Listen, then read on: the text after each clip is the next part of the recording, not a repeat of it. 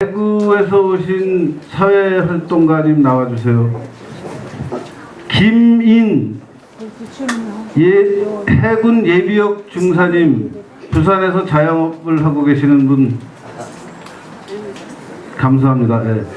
이렇게 네 분이 오늘 윤창중 대표가 앞에서 말씀 주신 여러 가지 쟁점, 앞으로 우리나라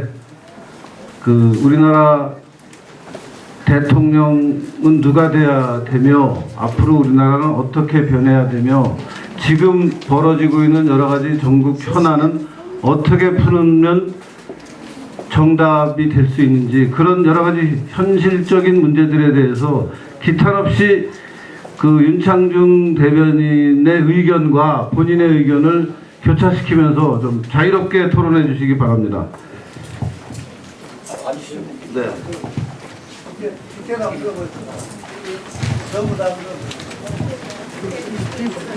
아, 보기 좋네요. 예. 카메라 잘 잡아 주십시오. 이야, 박근혜 대통령이 엄청나게 오늘 우주의 기운을 받으실 것 같습니다. 고맙습니다. 예. 하느님이시여, 우리 힘을 주십시오.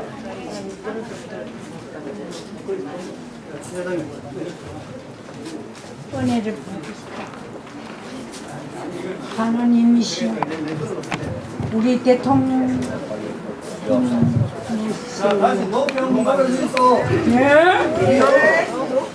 아니, 우리 앞에 사람 밑에 내려. 우리는 많이 잘하는 게.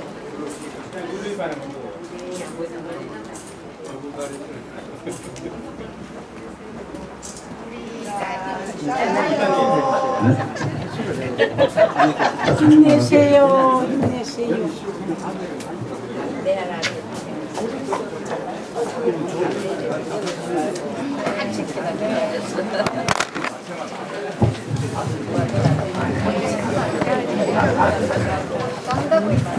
자, 그러면 이제 준비해서 여러분에게 나눠드린 피켓은 일단 좀 잘 보관하시고, 이따 콘서트가 끝나면은 다 같이 그걸 들고 부산대학교 정문 쪽으로 이동해서 우리 부산 시민들과 국민들에게 우리가 어떤 생각을 하고 있는지를 당당히 밝히고 또 기념 촬영도 하고 마치도록 하겠습니다. 감사합니다. 그러면 윤창중 대변인 북콘서트 시작해 주시죠. 네. 간단히 먼저 말씀하시고 자유롭게 얘기하면 되겠습니다. 제가 중간에 적절한 사회를 하겠습니다. 네. 정말 아니.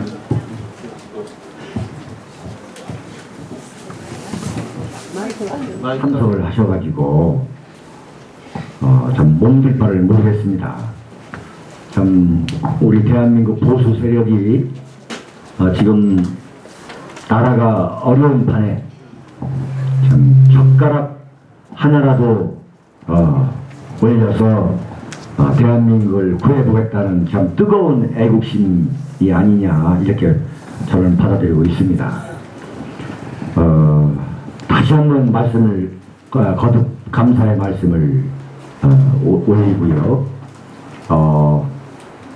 사실은 어떤 면에서 지금 우리가 오늘 부산에서 이런 모임을 갖는 것이 참 잘 됐구나. 네.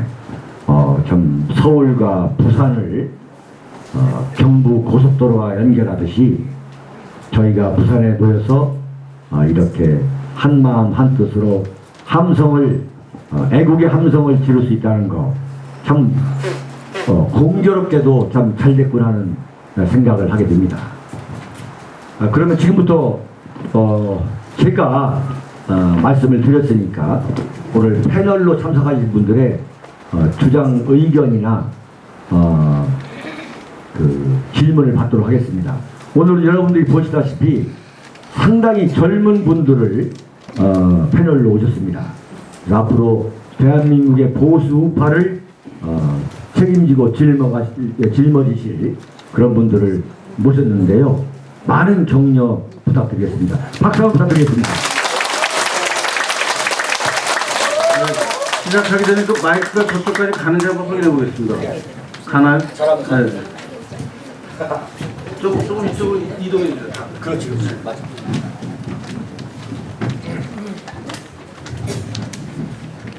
네, 마이크가 짧아. 요새 노래방에 가도 무선 마이크가 다 있는데 이렇게 여기는 무선 마이크가 없네요.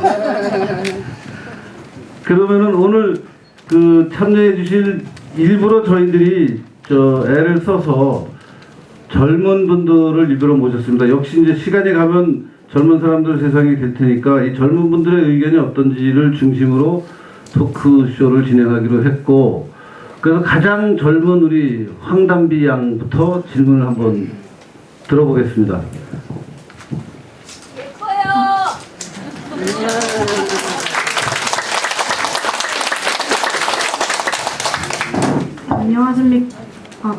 안녕하십니까. 중앙대학교 철학과 황담비입니다. 감사합니다.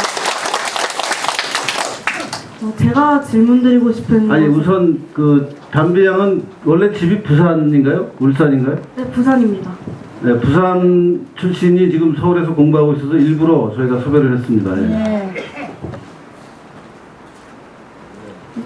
제가 드리고 싶은 질문은 네. 네. 이번에 최순실 사태 관련해서 집권 여당인 새누리당의 대응책이 필요한 상황인데 네. 그런 상황에서 새누리당의 현 지도부의 사퇴가 진행되어야 할지 아니면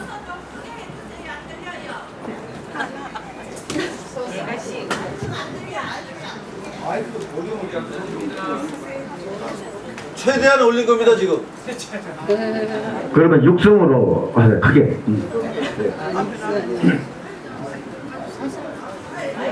거기 하면 되네.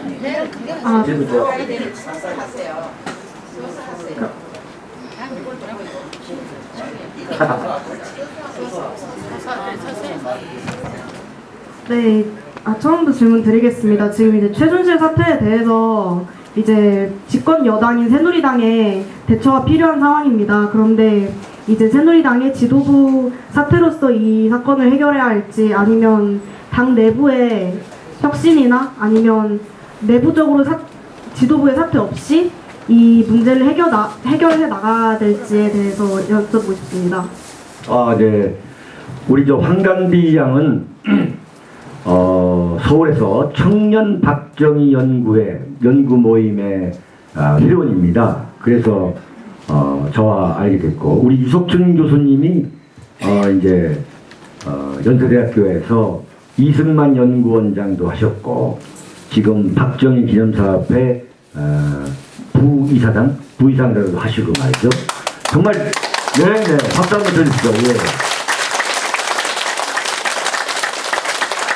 이씨도 박씨도 아닌데 이승만 대통령의 총선, 박정희 대통령의 총선 역할을 다 하고 계시는 정말 훌륭하신 분이고, 참고로 그 아버님이 선친께서 박정희 대통령 시절에 정무수석을 하셨던 유혁인 수석의 사제분입니다. 네.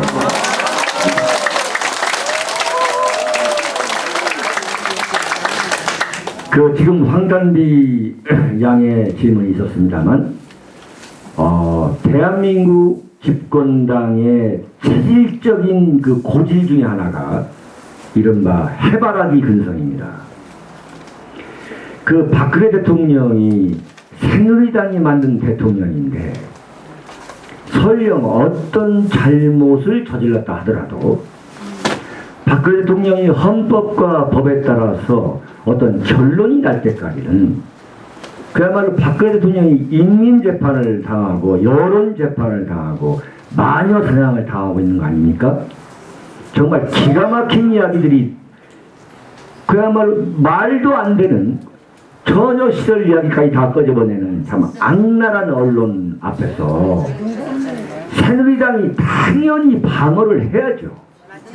네? 박근혜 대통령 그 덕에 감투썼던 이른바 친박계라는 인간들이 단 한 명도 나오지 않고 있잖아요. 네? 정말 대한민국 정치인들의 가장 큰 문제는 제가 볼 때 신의입니다. 신의 부족. 네, 정말 이런 해바라기도 없다는 말씀을 드리는 거고, 비박계라고 하는 사람들, 네, 굳이 뭐 사람 이름을 거명하겠습니다만, 무슨 경기도 지사한다는 그 남경필 군 같은 경우는, 이 남군 같은 경우는 정말 마치 무슨 환절기 때 말이죠, 무슨 방바닥에서 기어나오는 연탄가스처럼 말이에요.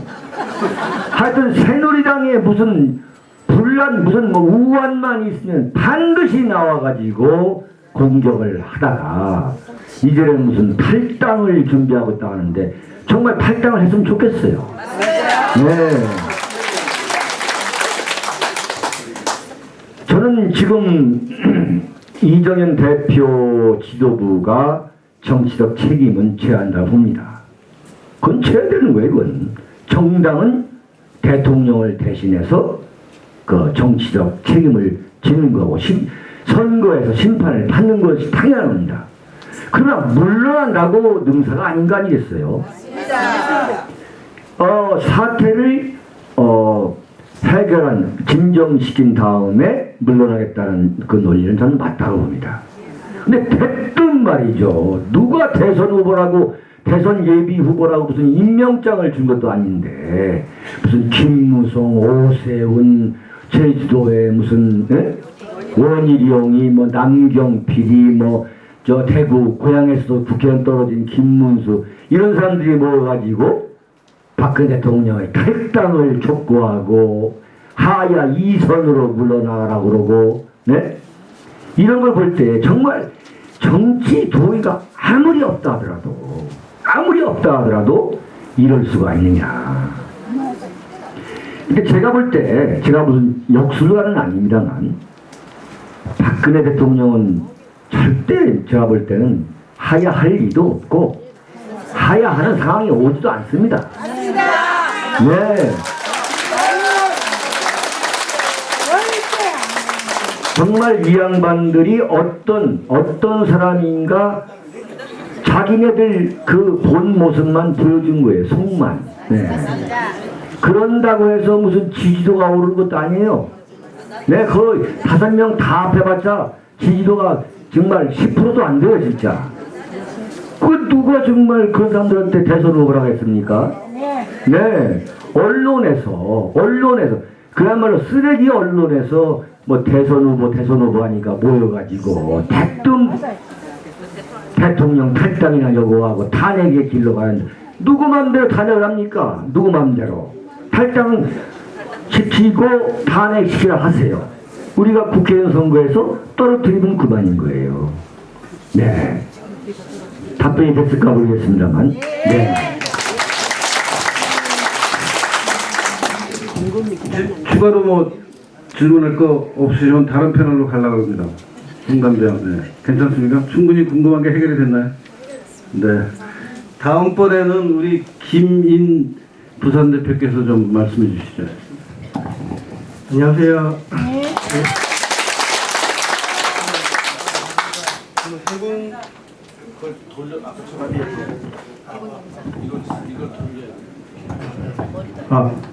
저는 해군 전역하고 부산에서 작은 가게 운영하고 있습니다. 네, 감사합니다. 지금 젊은 세대들이 지금 진보가 많은데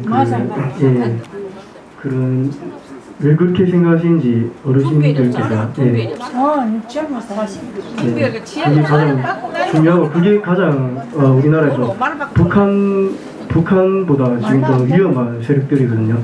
그런 것들이 왜 그렇게 생각하시는지 좀 이야기를 듣고 싶습니다.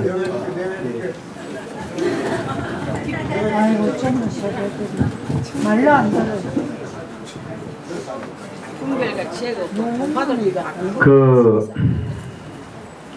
제가 오늘 부산에서 여러 가지를 말씀드리다 보니까 자세히 말씀을 못 드린 대목이 소위 말하는 보수 대혁명의 시대를 열자 하는 부분입니다. 지금 보수 세력의 가장 큰 문제점 중에 하나가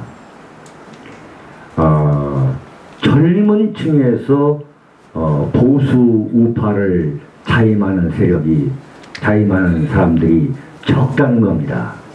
물론 있습니다. 지금 청년 박정희 연구회라던가 지금 우리 김인 씨 같은 이런 젊은 보수가 없는 게 아닙니다. 그런데 상대적으로 적은 이유에 대해서 제가 평소에 말씀을 드리면 보수 우파 안에 정말 젊은 세력을 이끌 수 있는, 젊은 세력에게 아주 매력적이고 감동적으로 각인될 수 있는 인물이 없는 게 사실입니다. 네. 그러니까 젊은 층이 볼 때 무슨 박근혜 대통령이 정치적으로 엄청난 시련을 겪었단 말이죠. 그러면 새누리당에서 무슨 젊은 정치인이라든가 이런 사람들이 그야말로 요구수처럼 튀어나와가지고 내가 박근혜 대통령을 말이지 내가 보호하겠단 말이야. 누가 나한테 돌을 던지자도 내가 참 보호하겠다. 이런 멋진 사람이 좀 최소한 한 명은 나와야 될 거 아니에요. 맞아. 네? 근데 여기 바닷가에 있는 국회의원 말이죠. 백등 뭐라고 했습니까? 박근혜 대통령 보고 탈당하라고 한 거 아니에요. 하야야 한다고. 네. 그렇게 한다고 해서 젊은 층이 좋아하는 게 아니거든요. 정말 야, 새누리당에도 저런 국회의원이 있네. 이런 감동을 줘야 하는 거 아니겠어요? 네. 네. 지금부터 106년 전에 말이죠. 1910년이죠. 1910년 한일 병탄이 일어났을 때 전라남도 구례에서 모든 관직을 버리고 참 학자로서 선비로서 살았던 매천 황현 선생이라는 분이 계지 않습니까? 그 매천 황현 선생이 1910년 소위 말하는 한일 병탄이 일어나자 조선이 500년 동안 키운 선비 중에 나라가 없어지는 이 마당에 말이죠. 한 명이라도 목숨을 버려야 되는 거 아니냐라면서 자결한 일이 있었어요. 박근혜 대통령이 참 이렇게 옹짝 달성할 수 없는 그러한 곤경에 빠져 있을 때 한 명이라도 석고대대를 하면서 내가 박근혜 대통령과 정치 생명을 함께 하겠다는 사람이 단 한 명이라도 나와야 할 거 아니겠습니까? 근데 이게 안 나오는 거예요. 네. 그런 멋진 사람이 없기 때문에 젊은이들이 볼 때 저 사람들은 완전 해바라기네.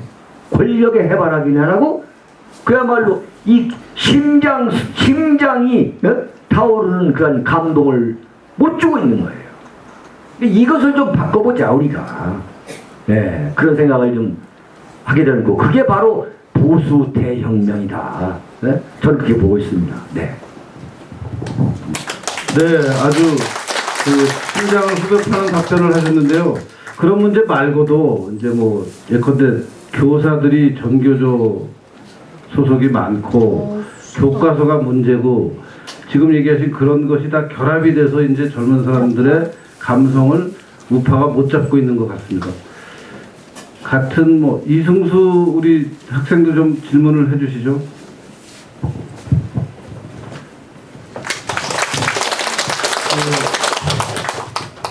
사실 요새 전국이 굉장히 안 좋아서 걱정이 많았는데 오늘 이 자리를 가득 채워주신 여러분들하고 서울역에 집결해 계신 선생님들을 생각하니까 그래도 조금 안심이 되는 것 같습니다. 근데 지금 오늘 지금 북콘서트 문제 중 하나가 2017년 12월 대선의 향배를 묻는다 이건데 지금 적지 않게 소위 보수 우파를 자처하는 분들 가운데서도 이 분위기로 가다가는 내년 대선은 해보나 마나다. 이거는 엄하게 지금 뭐 문재인 안철수가 떠드는 것도 떡줄 싸움을 생각도 안 하는데 김칫국을 다 들이마시고 있는 거 아니냐. 뭐 이런 식으로 이 도대체 내세울 사람이 아무도 없다. 심지어 박근혜 대통령이 그렇게 아껴주고 사랑해주고 온갖 관직을 줬더니 지금 박근혜 대통령께서 곤란을 당하자마자 내가 잘못한 게 없어요. 딱 시켜서 했어요. 이지랄을 떨고 있는 인간들이 전부 있어요. 발음이 세진다. 그래서 지금 제일 큰 문제는 도대체 보수 우파 들은 저 문재인 일파는 믿을 수 없는데 도대체 마음줄 후보가 하나도 없다. 그럼 내년 대선은 어떻게 되는 거냐? 이게 사실 가장 큰 고민이고 제일 숙제라고 생각합니다. 그래서 또 우리 보수파의 대전략가이신 윤창중 대변인께서 생각하시기에 2017년 12월 대선은 도대체 우리는 어떻게 준비하고 어떤 사람을 뽑아야 되는가? 이에 대해서 좀 속 시원한 답변을 부탁드리겠습니다.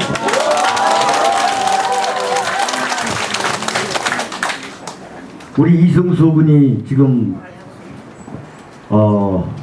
연설인지 질문인지 모르겠지만 지금 말씀하신 걸 보면 우리 보수파의 미래가 있는 겁니다. 맞습니다.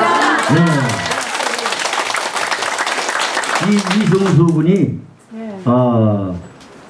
그 청년 박정희 연구회 부회장을 하고 있습니다. 회장을 하고 있습니다.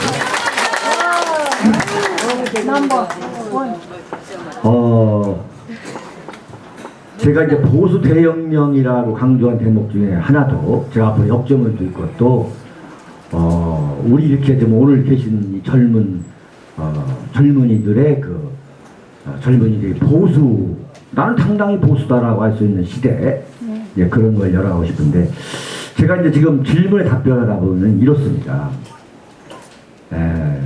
저는 원래 낙관주의자이기도 합니다만, 신의 한수와 윤창중 칼럼세당의 그 칼럼을 읽어보시는 분께서는 알겠지만, 저는 그 최순실 사건이 터졌을 때에 첫 번째로 그랬습니다. 이것은 위기이지만 보수 우파 세력이 정권 재창출을 할 수 있는 절호의 기회가 될 수 있다. 그러면서 대한민국 보수 우파 세력은 절대 절망하지 말고 우리가 일어서자, 뭉치자. 그러면 이건 전화위복의 기회입니다. 이렇게 저를 강조했거든요. 그런데 지금 그렇게 가고 있습니다. 네, 언제 오늘 때까지 지금 저렇게 경찰 주산 26만 명이 모였다고 하는데 조선일보를 비롯한 대한민국 모든 언론이 100만 명이라고 지금 사기를 치고 있잖아요. 그런데 박근혜 대통령이 그렇게 간단한 물러터진 사람이 아닙니다. 맞습니다. 네. 그렇다고 봅니다. 제가 볼 때는요, 제가 30년 넘게 정치부 기자했는데 다 어떻게 보면 비슷비슷한 사람을 꿰맞출 수 있거든요. 네. 작년에 돌아가신 김영삼 대통령하고 상당히 비슷한 성격입니다. 여자 Y였어요. 간단하게 물러서지 않습니다. 두고 보십시오. 네. 그 좀 기력을 좀 다시 찾아가지고 좀 국정에 다시 임하고 있지 않습니까? 네.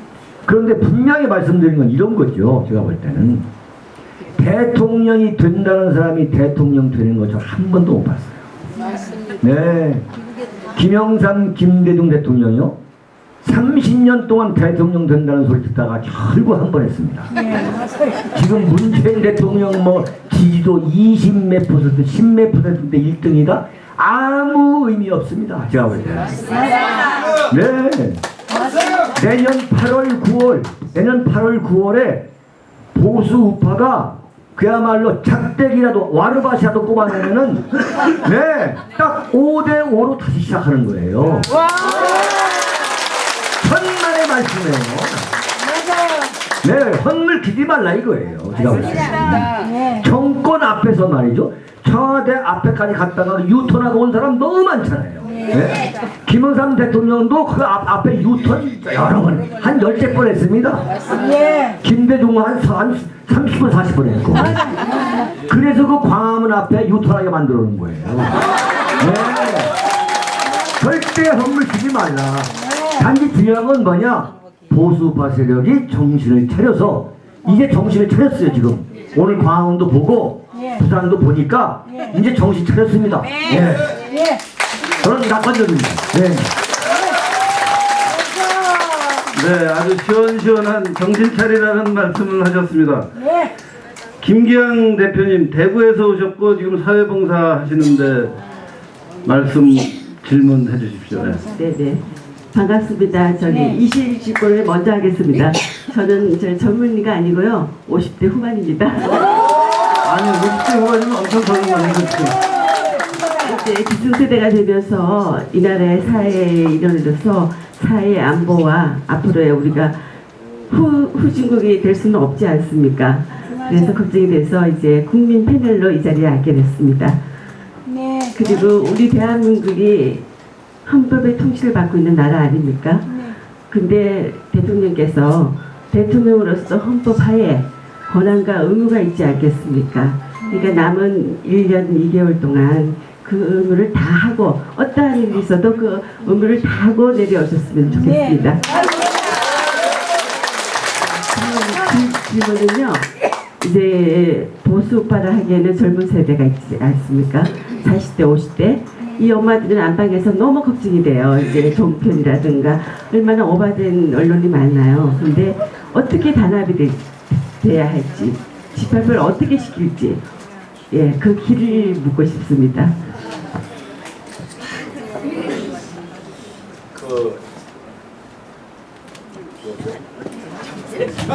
네네. 아니 앉으시면서 마이크를 끄매놓더랍니다. 예. 아 정말 지금 우리 김규양 씨라고 이분이 사실은 윤창중의 대구 북 콘서트도 준비해 주신 분이에요. 네. 또 한 분이 계신데 김옥덕 회장님이라고 그 두 분이 대구에서 그 인터블루 호텔 장소도 구해주셨고 여기도 장소를 구해주셨고 저희들이 도착하기 훨씬 전부터 그 이게 많이 오늘도 이 대회도 사실은 이분이 굉장히 노력하셔가지고 참 대구에서 와서 그 김밥 저 그런 거 다 사고 아주 저는 지금 11시 40분에 왔습니다. 서울에서. 그래서 참 너무 감사드리는데 오늘 이렇게 많은 대중 앞에서 말씀하시는 걸 처음 봤는데 이분 다음에 대구 국회의원 하실 것 같아요.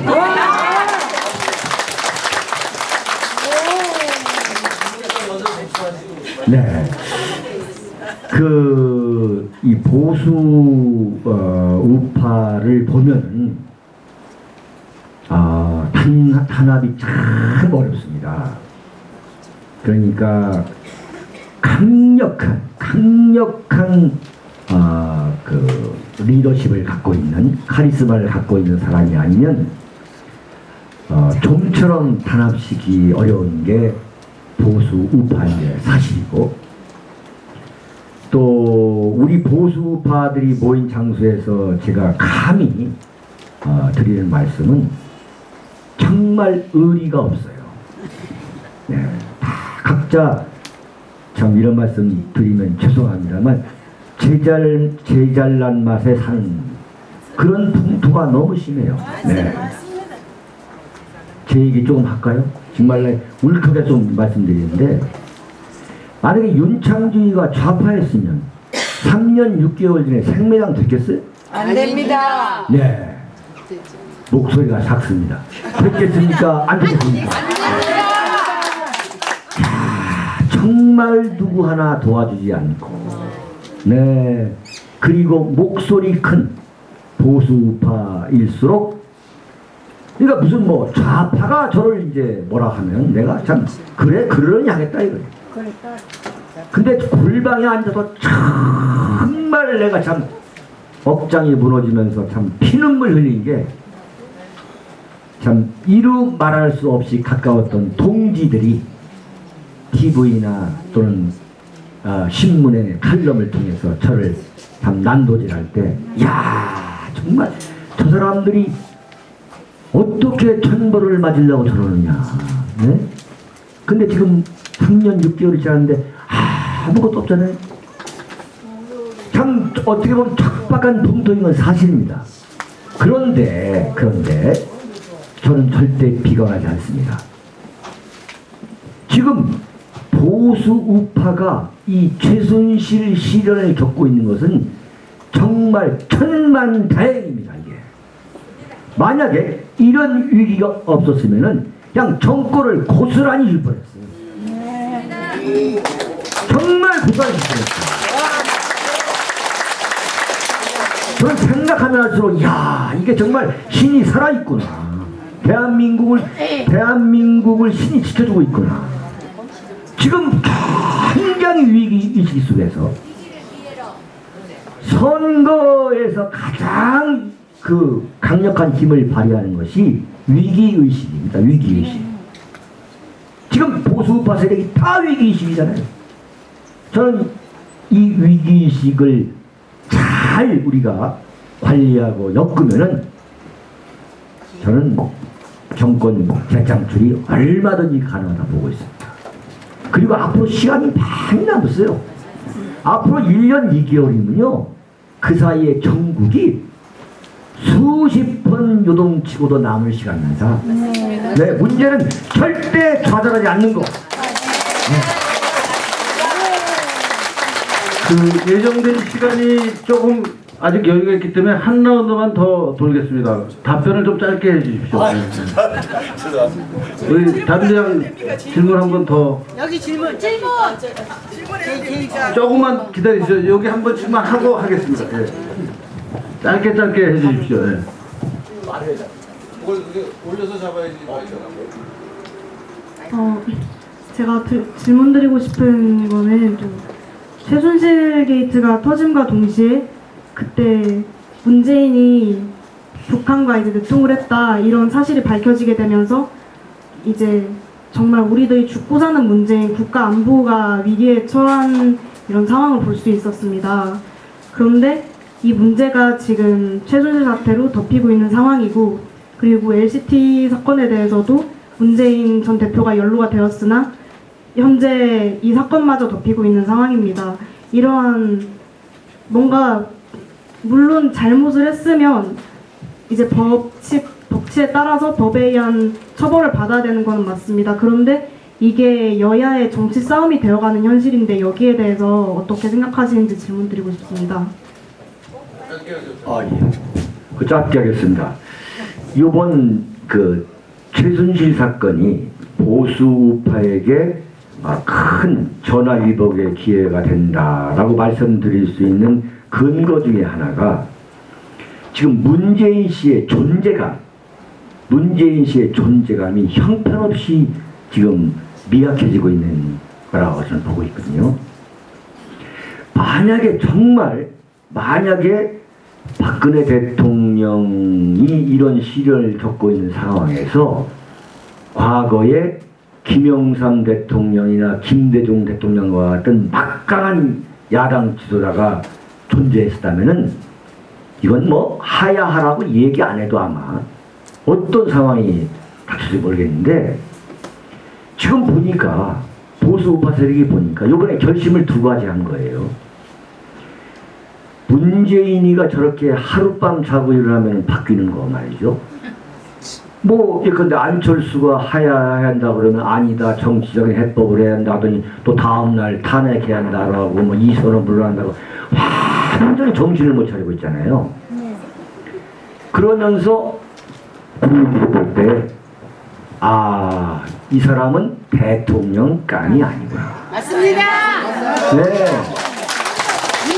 이 사람은 대통령감이 아니구나. 그러니까 문재인의 그 근수가 이번에 보인 거예요. 저 사람이 그야말로 뭐 참 운동권 학생 수준이구나 하는 거 보니까. 두 번째는 말이죠. 이건 제가 뭐 악담하는 게 아닙니다. 문재인 하면 정말 넌더리를 내는 세력이 굳어졌다 이거. 이른바 문재인 비토 세력이 지금 굳어지고 있어요. 문재인이 하면 무조건 싫은 거예요. 맞습니다. 네, 과거에 김 하면 무조건 싫었던 것처럼. 이렇게 되면요, 대통령 되는데 30년 걸립니다. 네.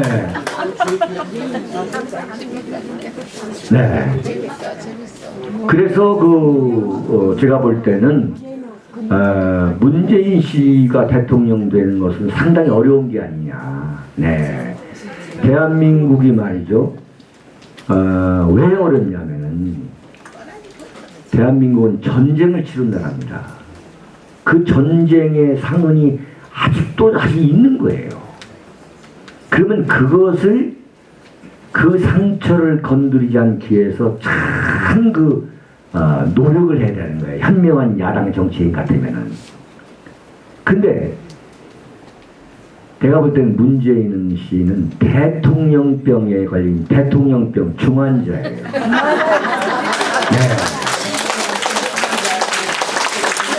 제가 볼 때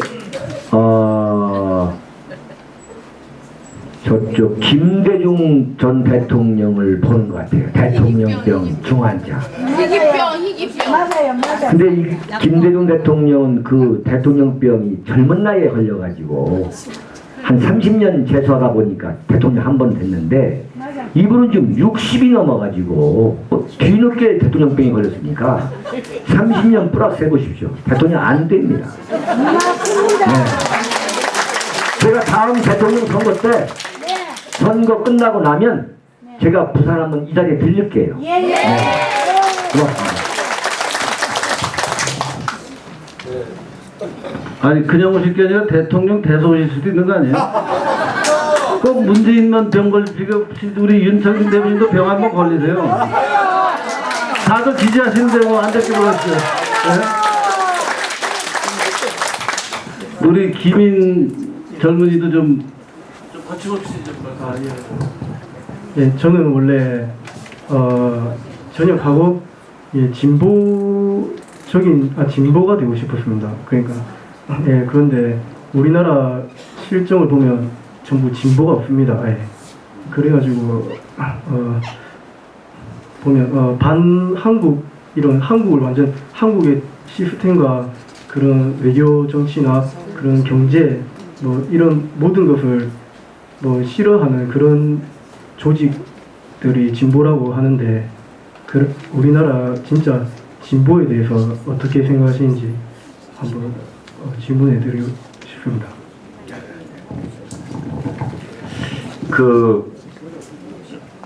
사실 저 윤창중은 박근혜 대통령이 이제 그 대통령 당선자로 확정이 돼가지고 참 첫 번째 인사로 저를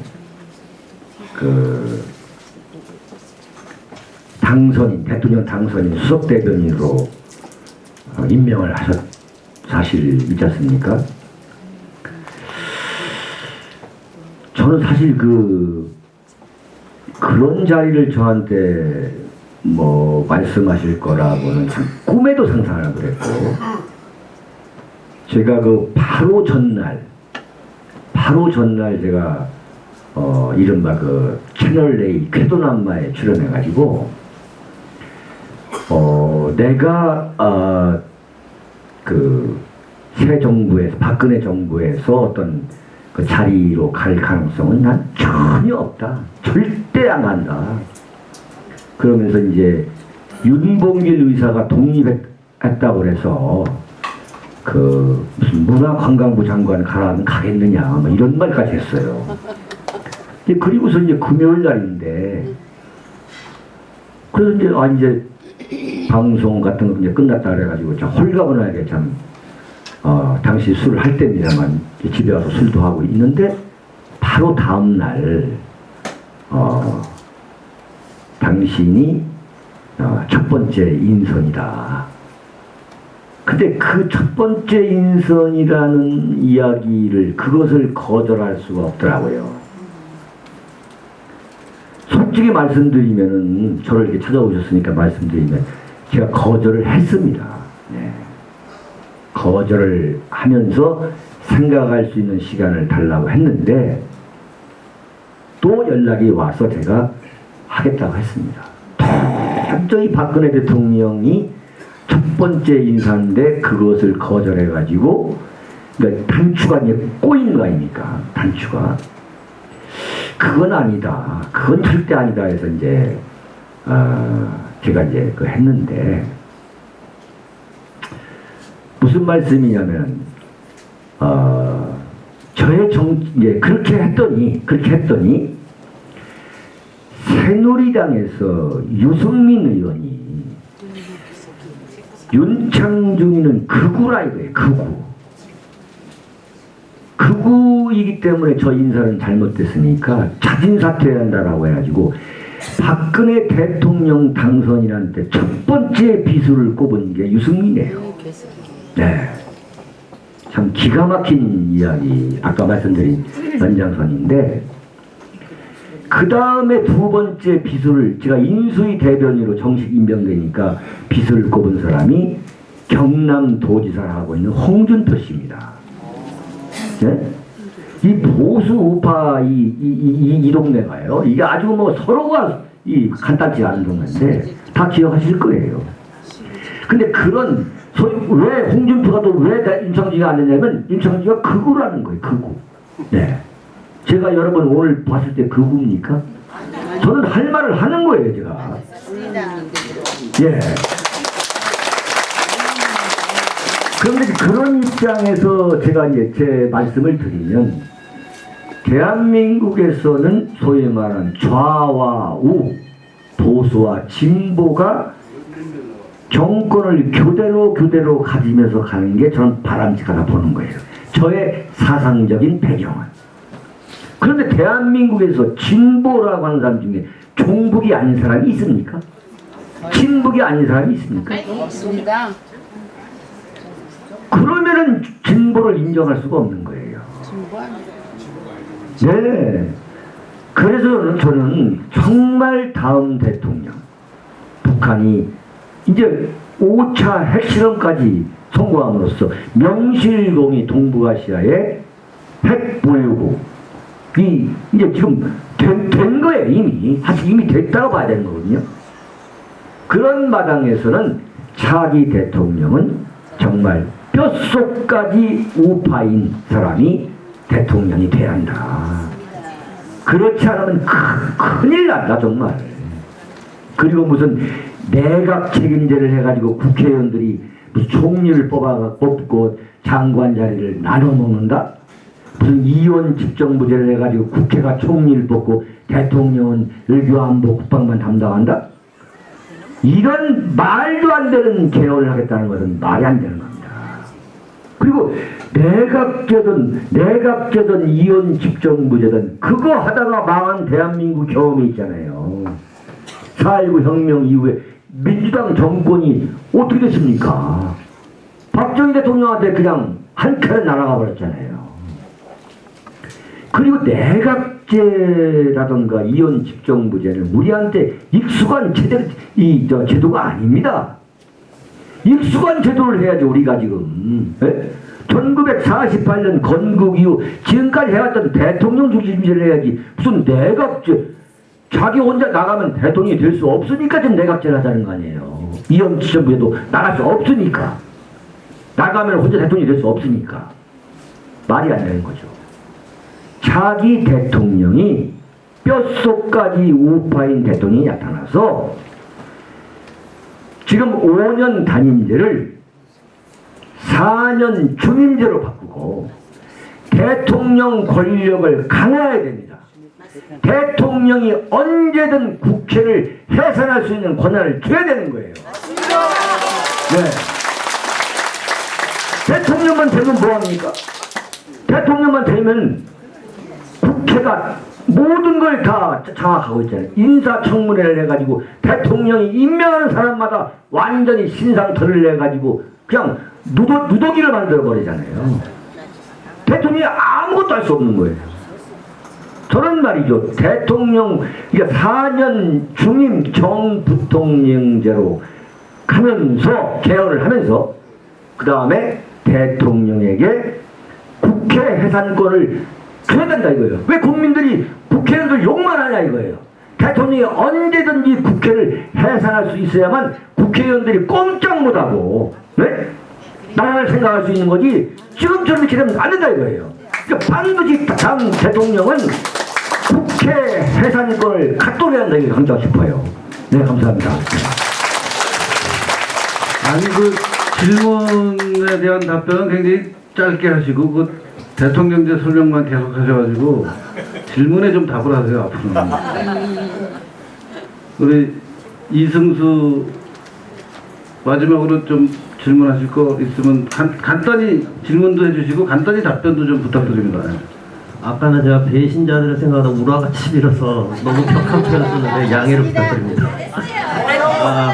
그냥 좀 간단하게 질문 드릴게요. 요새 언론을 보면 박근혜 대통령은 하야를 하거나 탄핵을 당해야만 한다 이 말만 나오지 남은 임기 1년 3개월을 어떻게 마무리해야 성공한 대통령이 될 수 있다 이런 말은 전혀 찾아볼 수가 없는데 박근혜 대통령께 그래도 유일하게 신의를 지키고 계신 윤 대변인님께서는 박근혜 대통령께서 어떻게 1년 3개월을 국정 운영을 하셔야 남은 임기 동안 성공적으로 직을 수행할 수 있을지에 대해서 그 대변인의 견해를 좀 듣고 싶습니다. 이거 어려운 질문입니다. 짧게 해주세요, 짧게. 다른 분들도 대화를 하고 싶어 하시니까. 네. 제가 볼 때는 박근혜 대통령은 지금 수모를 적으면 적을수록 좋다고 봅니다. 어차피 짓밟히는 거예요. 네. 문제는 박근혜 대통령을 지켜주는 것은 친박계도 아니고 뭐 친이계도 아니고 대한민국 언론도 아니고 아무도 없습니다. 이건 시련을 당한 사람만이 안 당해봐서는 모르는 거예요. 박근혜 대통령을 지켜줄 수 있는 사람은 본인입니다. 자신과의 투쟁인 거예요. 그러면 박근혜 대통령 자신은 누구냐? 대한민국 대통령인 거예요. 지금 이 최순실 사건으로 인해서 엄청나게 참 그야말로 만신창이가 됐지만 눈 하나 까딱할 필요 없어요. 나는 1년 2개월 누가 뭐라 하든 임기 채우고 나가겠다. 그렇게 임기 채우고 나가는 것이 보수파 정권의 재창출에 도움이 되는 것이지, 만약에 여기서 박근혜 대통령이 하야를 하거나 스스로 무너지면 정말 어떤 혼란이 올지 모르지 않습니까? 저는 박정희 대통령이 1979년 12.6 사건으로 인해서 돌연 서거하신 그 이후의 걷잡을 수 없는 이른바 국정 혼란과 전국 혼란으로 저는 직결한다 보는 거예요. 지금 황교안 국무총리가 솔직히 말씀드리면 박근혜 대통령이 자진 하야를 할 경우에 지금 대통령 권한 대행을 해야 되는데 지금 이 드센 야당 그 의리 없는 새누리당 등박의 속에서 황교안 대통령 권한 대행이라는 사람이 대한민국을 이끌어갈 수 있겠습니까? 못 이끌어갑니다. 절대. 그러니까 정말 박근혜 대통령이 그야말로 필사의 힘을 다해가지고 임기를 채우고 나오셔야 되는 거예요.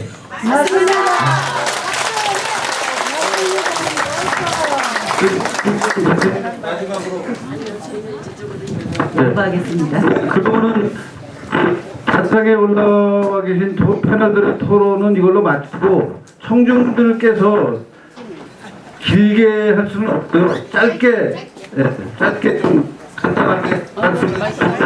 마이크 거기까지 안 갑니다 지금. 나와서 잠깐 말씀해 주시죠. 우리 회장님 최고다. 회장님.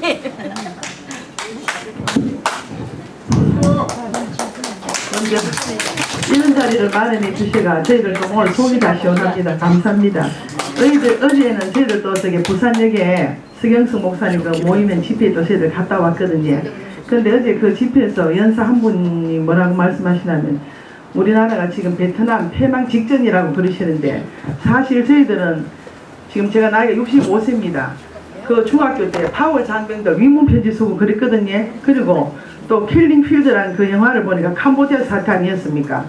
그때 베트남도 그렇고 캄보디아도 그렇고 그렇게 막 좌우 이렇게 하다가 미군이 손을 빼니까 금방 공산주의가 되더라고요. 그런데 얼마 전에 그 26만 그거 할 때 신문에 뭐라고 났나 리포터 주한미 대사가 개를 데리고 그 군중들 사이에 섞여서 보고 있었다 하더라고요. 그리고 또 이제 제가 들리는 소문에 얼마 전에 서울에서는 그 주한미군 가족들이 우리나라를 탈출하는 훈련을 받았다고 하더라고요. 그 제가 너무너무 염려되는 게 주한미군이 이 나라에 주둔해도 저들이 저렇게 난리인데 만약에 미국에서 혹시 우리나라를 잘못 보고 우리 박근혜 대통령이 지금 너무 수세에 몰리니까 만약에 또 뭐 이번에 저 트럼프 대통령 되고 하니까 굉장히 좀 사람들 염려를 하잖아요. 저희들은 뭐 깊은 것까지는 모릅니다. 가정주부들이. 그래서 이게 만약에 뭐 거기서 미국에서 어떻게 잘못 판단해가 분위기만 보고 미군을 철수한다면 금방 우리나라가 빨갱이 될 텐데 어릴 때부터 우리는 자유민주주의냐 공산주의냐 저희들은 또 교회 다닙니다.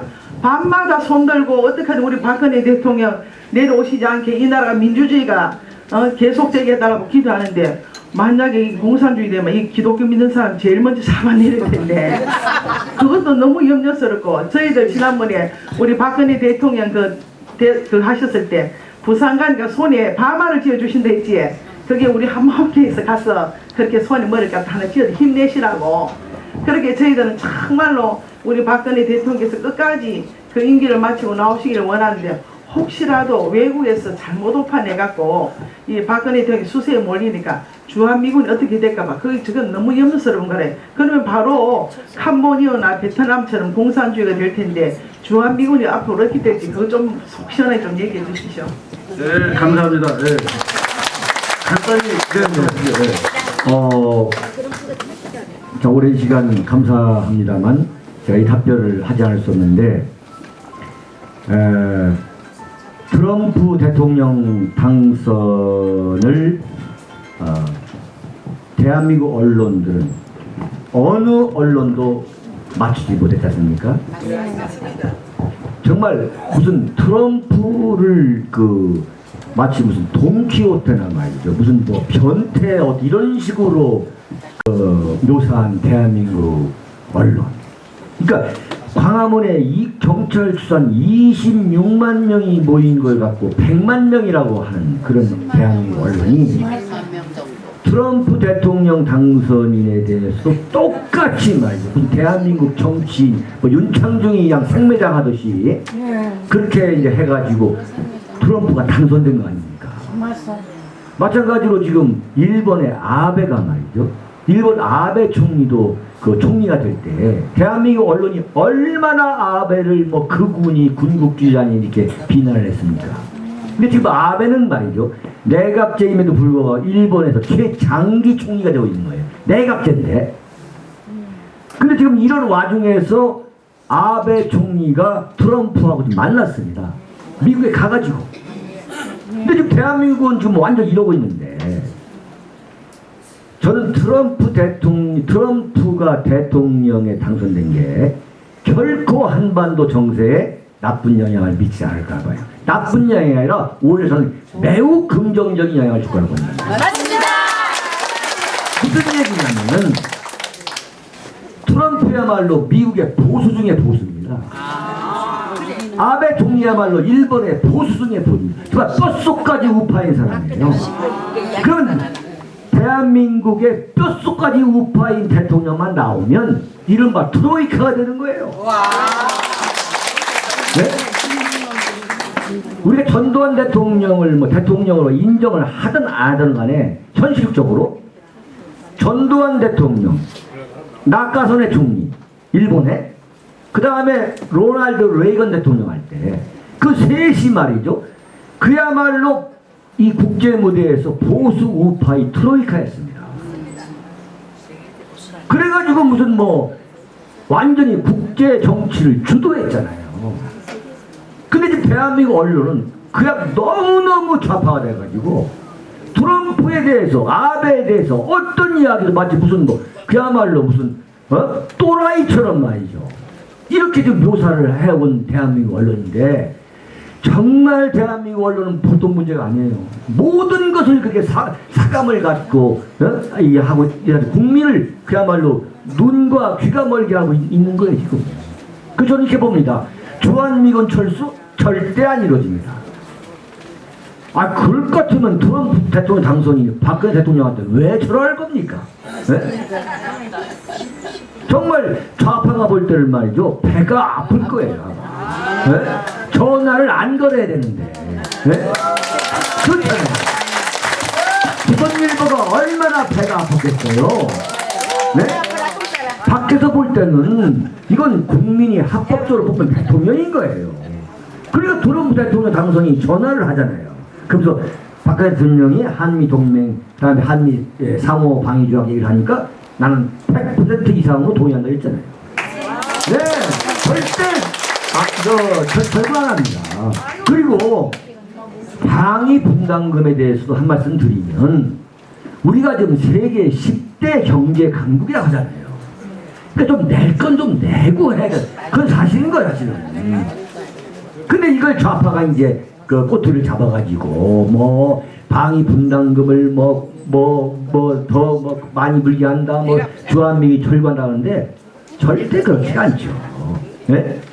뭐냐면은 그 1948년 주한 미군이 철군했을 때와 지금 2016년 대한민국의 국력은 다른 것은 틀림없습니다. 우리 보수우파 세력이 참 걱정은 대상 같은데 솔직히 말씀드려서 1975년 월남이 패망할 때의 그 월남 수준은 아니잖아요. 사실 뭐 그렇게 월남 수준이라고 우리가 스스로 비하할 필요도 없고 비관할 필요도 없다. 단지 뭐냐, 우리가 늘 경각심은 가져야 된다. 그건 틀림없는 거지만 너무 비관할 필요는 없다. 저는 이렇게 좀 보고 있습니다. 네. 네. 아무튼 그래서 내년 선거에서 뼛속같이 우파인 사람이 대통령이 된다, 이 말씀은 맞는 거죠? 뼛속까지 우파. 우리 윤창중 대표가 뼛속까지 우파 같지 않습니까? 그러면은 패널 질문을 꼭 하셔야 될 분이 없으면은 시간이 너무 부족하기 때문에 패널 토론은 여기서 마치고 이 자리에서 인사 말씀을 해주실 분들이 지금 계시니까 그분들 인사 말씀을 간단히 듣겠습니다. 길게 말씀해 주시십니까? 예, 저는 국민행동본부 본부장 예비역 육군대령 서정갑입니다. 제가 오늘까지 최근에 와가지고 부산 세 번째입니다. 지난번 10월 6일 날은 부산시청 대강당에서 저희들이 이제 강연회를 가졌고요. 근데 이제 오늘 여기 여러 패널들이 나와서 하는 얘기, 특히나 윤창중 대변인이 한 얘기가 저하고 100% 정말 뼛속까지 이게 동감합니다. 다만 여러분에게 제가 이 한 가지만 얘기할 것은 대통령이 절대 하야해서는 안 된다. 대한민국은 법치국가다. 한 가지 더 여러분에게 더 부탁드린다면 대통령께서 국정을 계속 수행할 수 있도록 저는 대통령에게 이렇게 부탁하고 싶어요. 상황이 이렇게 긴박하게 돌아가면은 제가 만약 대통령이라면, 박근혜 대통령이라면 당장 계엄령을 선포해 가지고 헌법에 있든 없든 국회를 해산시킵니다. 그래야 대한민국이 사는 길이에요. 지금 마음이 약해가지고 야 이거 안 됐구나 해서 물러나면은 대한민국은 그날부로 아까 누가 얘기했죠. 75년 4월 30일 날 월남이 패망한 것처럼 저는 똑같이 저는 월남이 참전했기 때문에 월남 패망 전야와 대한민국이 지금 사회 돌아가는 현상이 비슷하게 돌아가요. 절대 낙관해서는 안 된다. 이런 말씀 드리고요. 다시 한번 우리가 박근혜 대통령을 지키자는 의무로 인사 말씀을 대신합니다. 감사합니다. 네, 감사합니다.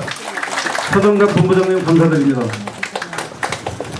다음 분은 박근혜 서포터즈 김동열 회장님 부탁드리겠습니다.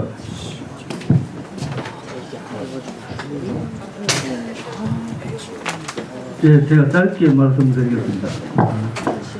오늘 이 자리는 우리 서포터즈 회원들뿐만 아니고 저기 서울서 또 멀리서 오셨습니다. 엄마부대 우리 조옥순 대표님 아시죠? 박수 한번 쳐주세요.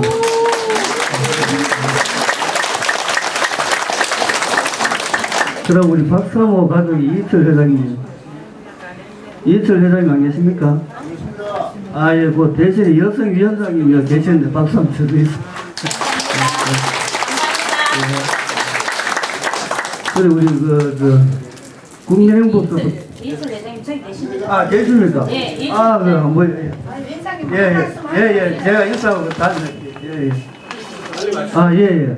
지금 얼마 전에 민중 총궐기 대회 때 광화문 광장에서 짝두가 등장했습니다. 예, 그 짝두는 뭘로 의미합니까? 목을 치라는 거잖아요. 예, 대통령 목을 치라는 것입니다. 이런 끔찍한 만행을 저지르고 있습니다. 거기에 빨갱이들 목을 다 쳐야 됩니다. 예. 그리고 또 한 가지, 제가 오늘 아침에 사진을 받았는데, 그 대통령 신가에, 이제 대통령을 상징하는 간판 비슷하게 대통령 그림이 있습니다. 그 온 전신에 지금 빨간 칠을 다 해놨어요. 그 경찰에서 아마 조사가 들어가는 걸로 알고 있는데, 예, 이거는 완전 쿠데타지. 이건 정권을 그냥 법이 있는데 내 나라 하는 거나 그건 완전 날강도들이 하는 짓 아닙니까? 예, 여러분들 힘 좀 많이 내주시고 우리 박근혜 대통령을 지키는 일이 곧 대한민국을 지키는 일입니다. 여러분 고맙습니다. 네, 김동열 회장님 감사합니다. 예. 다음에는 박사모 가족 이희철 회장님 부탁드리겠습니다.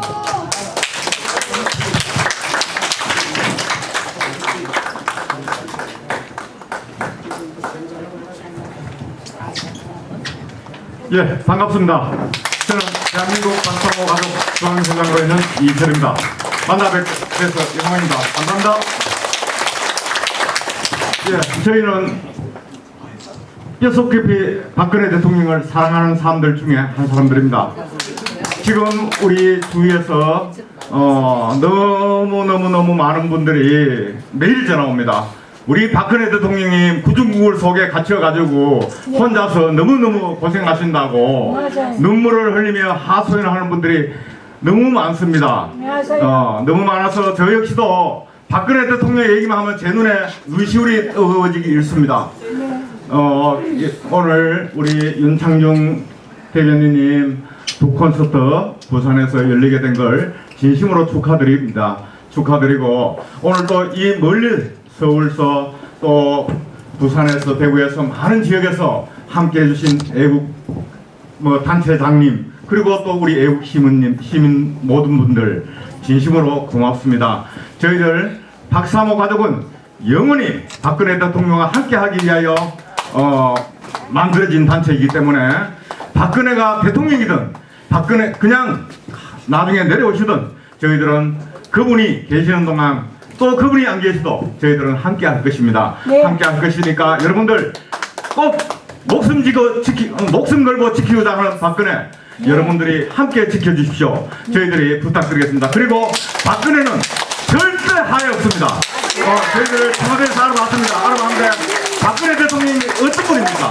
아주 강인한 분입니다. 그분은 하야는 없습니다. 그리고 임기 꼭 마치시라 믿습니다. 여러분 많이 도와주시고 힘껏 응원해 주십시오. 감사합니다. 네, 이희철 회장님 감사드립니다.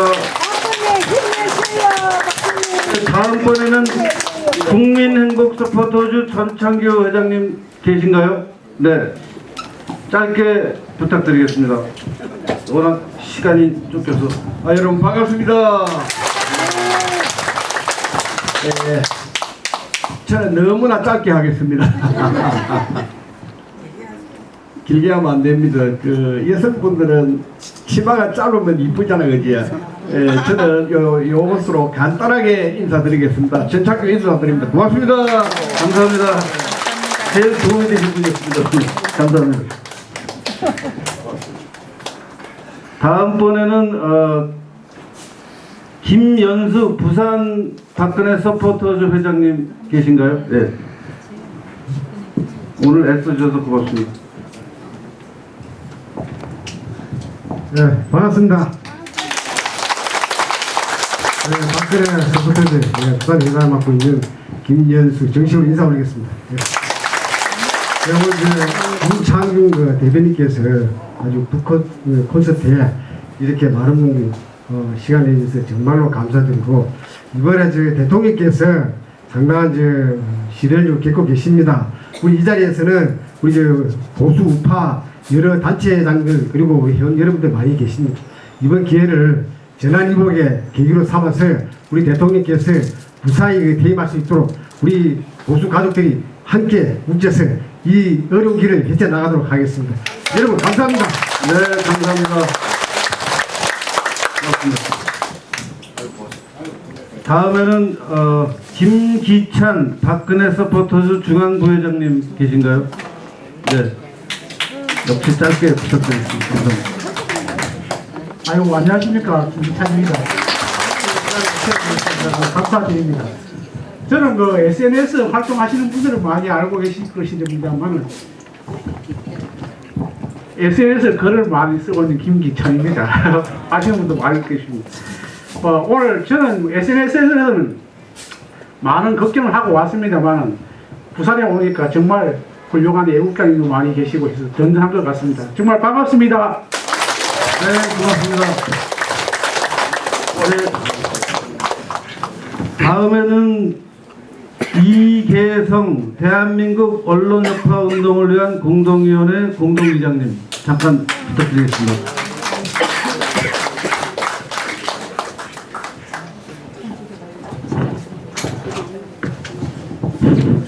네, 저 이계성입니다. 여기 저는 이제 전교조 척결운동하고 정의구현 사재단 척결운동을 했습니다.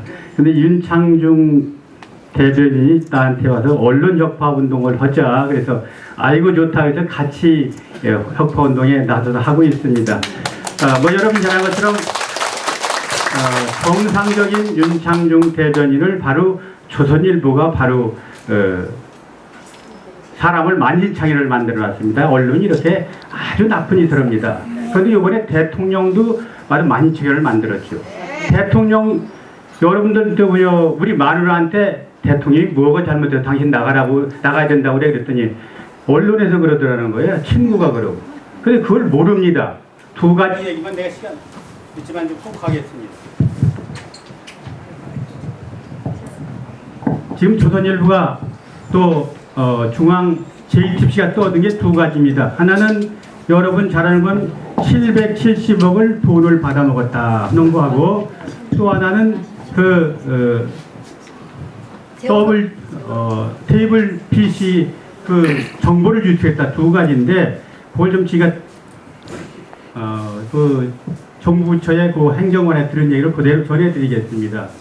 대통령이 선거 공약 중에 하나가 뭐냐? 바로 문화국가, 문화 이걸 만든다는 거거든요. 그걸 왜 만들어야 되냐? 여러분 지금 한국이 수출 상품이 불티나는 게 뭐냐면 한류 열풍 때문입니다. 그래서 한류 열풍을 만들기 위해서는 뭐가 필요하냐? 문화재단이 필요한 겁니다.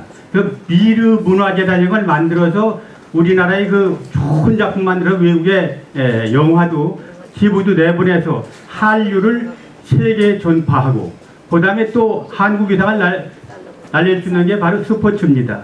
스포츠를 세계화시켜서 세계 각국에, 여러분 우리나라 유명한 스포츠들 많지 않습니까? 그러기 위해서 이제 그걸 만들려고 기업인들을 불러놓고 너희 상품 팔으려면 이 문화 융성하고 스포츠 이게 외교가 되지 않으면 안 된다. 그래서 기업인들이 그럼 해보자 그래가지고 770억이 모금이 된 겁니다. 그 중에서 지금 30억이 뭐를 뒀느냐면 이럴 사람들 사무실에 30억이 들어갔답니다. 그리고 430억이 그대 통장에 남아 있습니다. 이게 죄가 됩니까 안 됩니까? 안 되죠. 그 다음에 테이블 핏이라는 게 뭐냐? 2012년 대선 때부터 대통령 홍보비서 하던 사람들이 대통령 따름의 그 연설문 또는 그 지시사항, 홍보사항들을 쭉 200개 나열한 겁니다. 거기에 엄청난 게 들어있다고 JTBC 갖다 공개를 했지만 사실 따지고 그게 아무것도 껍데기입니다. 지금 여러분들 언론에서 그 WPC나 바로 그 미래재단이나 이 스포츠재단하고 얘기하는 거 봤어요? 본 겁니다. 아무것도 없어요. 껍질만 나왔습니다. 그러니까 누구를 잡습니까? 최순실이만 잡습니다. 그러고 요새는 안 되니까 뭐 들었냐? 대통령이 무슨 뭐 누구고 놀아놨다. 무슨 저 청와대 불러서 구술했다던가 무슨 이색종 이상한 종기를 배웠다. 이런 걸로 대통령을 때리고 있습니다. 언론이. 그러니까 언론이 지금 거짓말하는데 한 가지만 말씀드리고 제가 끝내겠습니다. 지금 제가 알기는 그 테이블 핏이라는 것을 JTBC에서 어디로 갖고 왔냐면 독일까지 갖고 왔습니다. 왜? 그걸 최순실이가 독일에 있으니까 최순실 뒤집어 씌우기 위해서. 그래서 전부 조작했답니다. 거기에 관련 일을 우리도 아주 공격할 수 있는 좋은 찬스가 되는 거다 한 말씀 드리고, 요새 26만 모인 거 그걸 걱정하는데 여러분 대통령이 훌륭하는 게 뭡니까? 지금 우리는 대한민국에 공산당을 주기 위해서 그 통진당 해산했죠? 통진당 잔존 세력이 어디에 보이냐면 광화문에 보여요. 그 다음에 여러분은 전교조 법외노 시켰지? 그 전교조가 거기 보입니다. 그 다음에 저 민주노총 작년 4월 15일날 14일날 서울을 다 때려부시려고 다 전부 잡혀 들어갔습니다. 그 세력들이 거기 모였습니다. 그 다음에 문재인이 같이 북한 김일성이 내통하는 세력이 모였습니다. 박지원이 같이 내통하는 세력이 모였습니다. 그런 세력이 바로 광화문에 모였어요. 거기에는 26만 명의 태극기가 없습니다. 애국가도 없습니다. 거기서 뭘 만들었느냐? 단두대를 만들어가지고 대통령을 거다가니 매달겠다는 얘기입니다. 이게 인간들입니까? 우리 보들 정신 차려야 됩니다. 이상입니다. 네, 감사합니다. 우리 모두 정신 차려야 되겠습니다. 주옥순 엄마부대 대표님 잠깐만 나와서 인사 말씀해 주십시오. 여러분 안녕하세요. 지난 그 11월 5일날 저기 전국 방송에서 일주일 동안 저를 아주 폐륜화로 만들어 버렸습니다. 저는 그 학생을 때린 적도 없고 손댄 적도 없습니다. 그 현장에 파독 간호사들이 나와서 피켓을 들고 박근혜 힘내라는 피켓을 들고 있는데 그 학생들이 입에 담지도 못할 욕을 그 어르신들한테 하는 거예요. 그래서 제가 이번에 난도질을 당하고부터 윤창중 대변인을 100% 이해하고 지금 현재 당하고 있는 우리 박근혜 대통령 그리고 지금까지 왔던 여러 인사들이 난도질 당한 것을 보고 대한민국 이 언론이 반드시 개혁시켜야 되겠구나 그렇게 생각을 했고요. 거기에 주도적으로 대한민국을 바르게 세워야 될 사람이 바로 우리 윤창중 대변인 아닙니까? 네. 그래서 여기 계신 우리 정말 애국 동지 여러분, 이제 대한민국의 위기를 반드시 극복하기 위해서는 여러분 한 사람 한 사람의 입으로 대한민국을 바로 세워야 된다는 그 말씀을 해주시고, 지금 나와 있는 이 방송은 절대로 믿지 마시고요. 신의 한 수를 반드시 애청하셔서 대한민국이 바르게 갈 수 있도록 여러분과 같이 저도 노력하겠습니다. 여러분 감사합니다. 네, 감사합니다. 네, 주옥순 대표가 아닌 게 아니라 최근에 그 언론 때문에 상당히 고생하셨는데 이 자리에서 해명을 해주셔서 감사합니다. 이수미 여사님 한 말씀 하시죠. 이수미 여사는 윤칼세 광팬이라고 스스로를 소개해달라고 저한테 말씀해 주셨습니다. 안녕하십니까. 참으로 매력적인 사나이가 우리들 곁에 돌아왔습니다. 나는 이 매력적인 사나이를 전 청와대 수석 대변인이라고 데리고 더 이상 칭하고 싶지 않습니다. 이 사나이를 나는 오늘부터 대한민국 언론 폭파 운동에 기수라고 칭하고 싶습니다. 여러분 상담하시면 박수 주십시오. 이분은 생명당의 칼 속에서 살을 찢는 아픔을 딛고 이 자리에 대한민국 언론을 혁파하기 위해서 우뚝 섰습니다. 나는 대구에서 정치도 모르고 오로지 대한민국 국민으로서 질서를 지키면서 법을 엄수하면서 살림하고 있는 지극히 평범한 안학내일 뿐입니다. 윤창중 대변인은 엉망진창으로 내닫고 있는 대한민국 언론을 혁파시킬 수 있는 우리나라의 마지막 언론의 양심이고 지존이고 리더십니다. 그래서 나는 윤창중 대표를 위해서 북콘서트가 끝나는 날까지 제가 발로 차비를 들여서 산 넘고 물 드고 비행기를 타면서 쫓아다니면서 제 앞다리에서 땀을 닦아드리고 물 한 잔 건하면서 열렬한 박수를 치겠습니다. 여러분, 저한테 시간을 3분만 주십시오.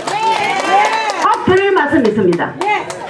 대한민국은 경제 5개년 계획을 고 박정희 대통령이 2020년까지 수립한 100프로젝트입니다. 박근혜 대통령을 왜 하야 못 시키느냐? 오로지 새마을 운동과 더불어 대한민국의 발전과 민주화 산업화 성공을 위해서 피땀 흘린 그 대통령의 피가 박근혜 대통령에도 흐르고 있습니다.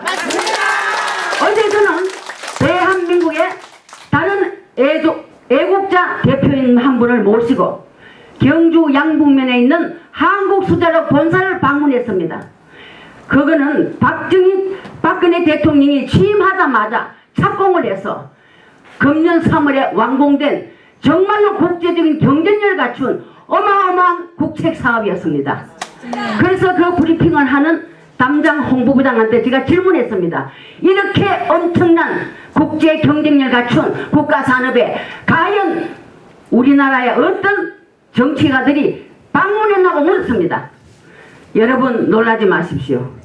종편에 대권 잡겠다고 설치는 쓰레기 저놈들은 한 놈도 와서 방명록에 서명한 사람이 없답니다.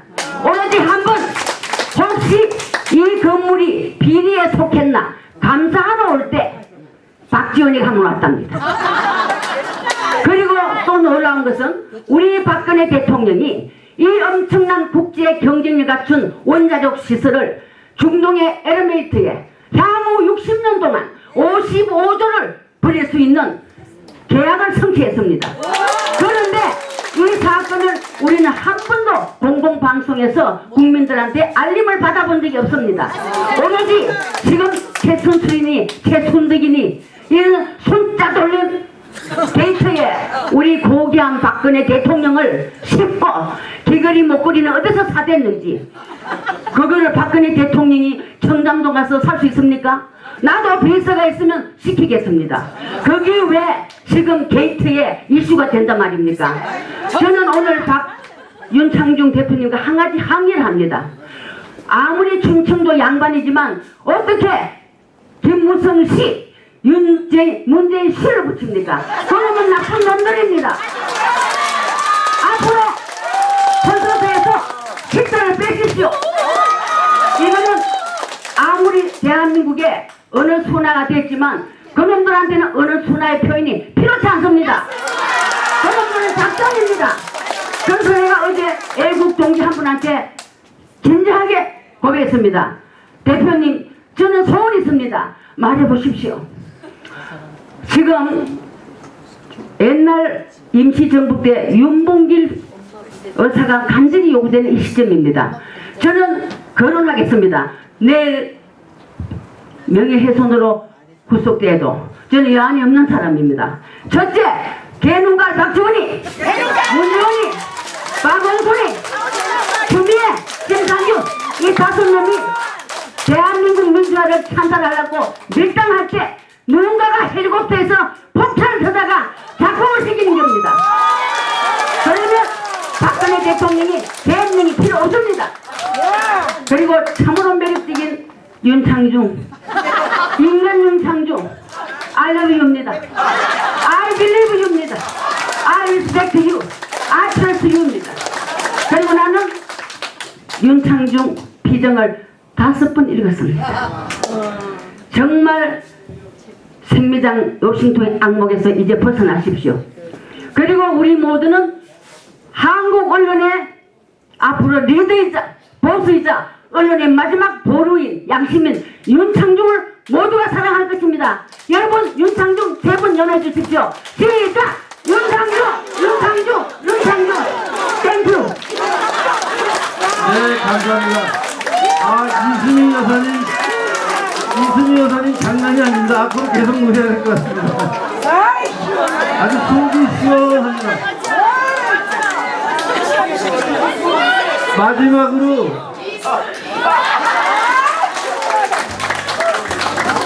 오늘 마지막으로 우리 김옥도 교사님 잠깐 올라오셔서 인사 말씀하시죠. 김옥도 교사님은 지난번 대구에서도 제가 잠깐 소개를 드렸는데 우리 윤창중 대표가 이렇게 북콘서트를 지방에서 할 때마다 뒤에서 말 없이 도와주고 계셔서 감사의 박수 한번 부탁드리겠습니다.